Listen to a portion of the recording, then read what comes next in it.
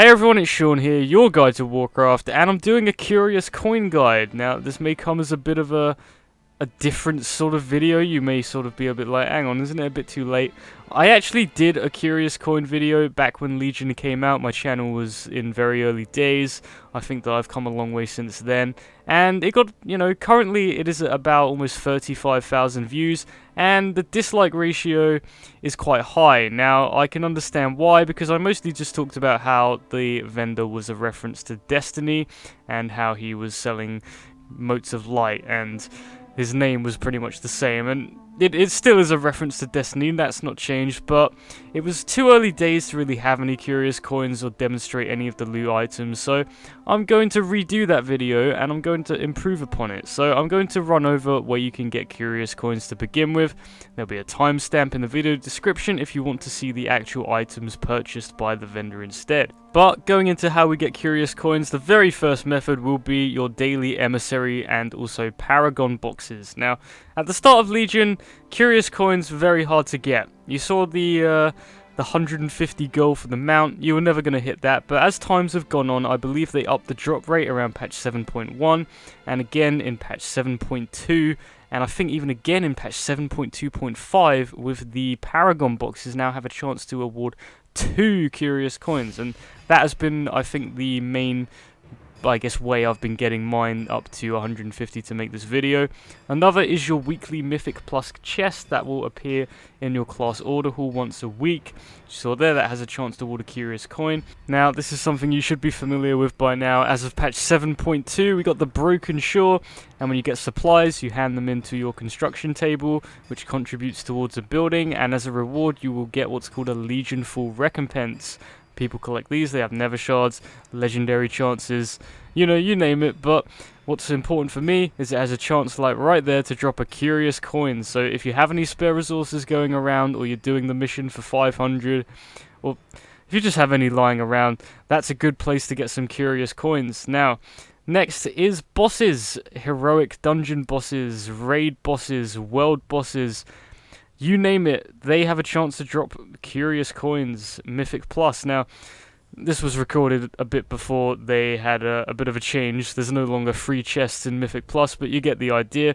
The only difference is that they don't appear as a drop. They will sort of be automatically looted to your currency tab, and you will see it in your chat box. So you might miss if you loot curious coins through that. It's not as, as blatantly obvious, and of course another way to get them is any random PvP.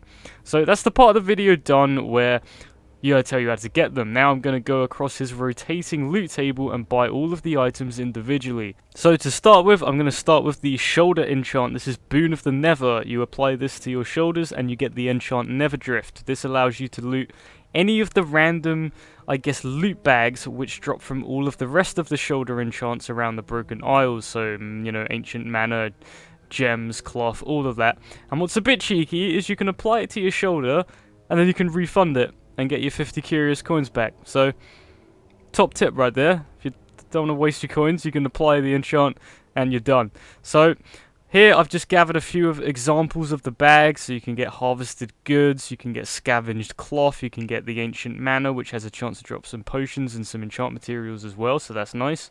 It's just a nice enchant if you don't always want to see the same bag and you want a bit of everything.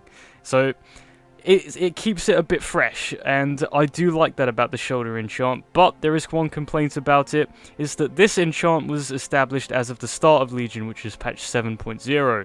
In patch 7.1, we got the Blood of Sargeras trader, which I think reinforces the fact that the Boon of the Blood Hunter from the Wardens is actually probably more valuable than this shoulder enchant, because you can directly trade in the bloods that you want for the items you want. So there's that. Next one is Engrams Puzzle. Bit of a Destiny reference. You get engrams, you get stuff, and it's random. You get the idea at this point. I'm not going to go over it again. So you basically get this item, and it creates a random piece of follower equipment. So you can see here, that's pretty cool. Only catch is that it has a 7-day cooldown. You can only do this once a week, and as demonstrated here, the items I'm getting, they're not really the best items in the world. The only positive is that this does have a chance to drop you a legendary, but with a 7-day cooldown and with what I got, not an item that I would really love to continue using in the future. So that's up to you really. Next we have Crota's Shield. Now Crota being a raid boss in Destiny, it's another reference. So this basically gives you a shield that is only usable in the Broken Isles. So if you're after items that are usable while you're maybe doing your well quests, which I don't think you really need, especially after you've got 50 curious coins, you're probably geared up by then. So it's cool, it gives you basically immunity with like, I think it's like 10 million damage absorbed, you know, it's pretty big.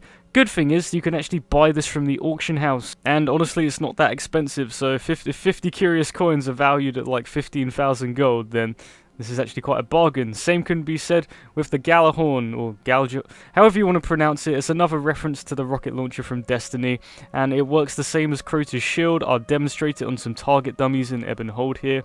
You basically get a big ring, and then you get a cast bar. It's kind of like a goblin looking rocket, sits on your back, you fire it, and it does a lot of damage.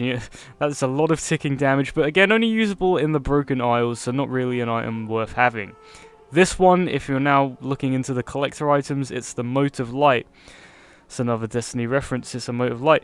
This is the toy. Now, I wanted to quickly talk about this toy and demonstrate it because this toy is actually quite cool. It makes you into one of the... Well, it's from the Algalon fight back in Ulduar. This is when we first saw this. These, like, celestial look that you can have now.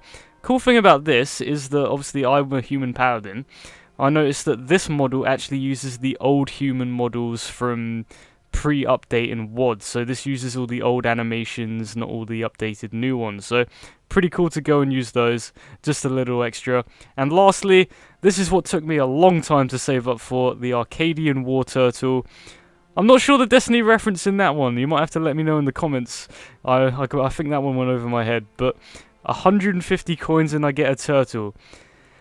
I would rather have something a little bit better than a turtle. I'm not a fan of the turtle mounts, they're not really my favourite, but from a collector's standpoint, I'm happy to get 150 and finally get that.